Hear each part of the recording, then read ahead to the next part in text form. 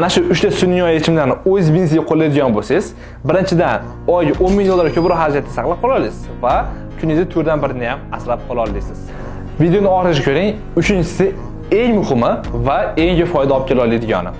Birinchi o'rinda bu savol-javob bot. Bu qanaqa bot bo'ladi? Misol uchun siz olaylik, ko'plab mijozlaringiz bor, sotib bo'lingiz ulgurmayotgan bo'lsa, ko'plariga aloqa chiqishga bu bot shunchaki mijozlaringiz kiradi va u yerga kerakli ma'lumotlarni olib turisha oladi. Bu bo'lsa sotuvlaringizni, o'z lidlaringizni issiq saqlashga yordam beradi. Sizga normal foydani olib kela oladi. Ikkinchisi bu buxgalter bot desa ham bo'ladi. Bu qanaqa ishlaydi? Misol uchun siz agar o'z buxgalteringiz bo'lmaydigan bo'lsa yoki mana shu buxgalteriyani yuritish juda yomon ko'radigan bo'lsangiz, siz shunchaki botga yozib qo'yasiz. X narsaga X summa ishlatdim. Bu narsani bot o'zi oladi. Hammasi strukturali, kategoriyali edi. Просто o'z databazasiga kiritib qo'yadi. Biz bunga o'xshagan yechimni o'zimiz do'mi mijozimizga berganmiz va hozir normal ishlayapti. Uchinchi yechimni aytishimdan avval blogimga obuna bo'lib qo'ying. Bu yerda juda ham ko'p foydali ma'lumotlar bor.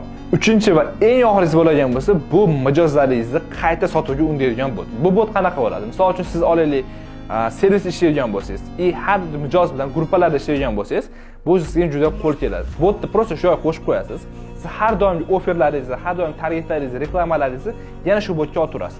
Bu sizga nima yordam beradi? Sizdan avval sotib olgan mijozlar sizdan yana qayta sotib oladi. Ya'ni ko'proq ma'lumot olib turib, bular hali tirayotgan narsa bo'ladi.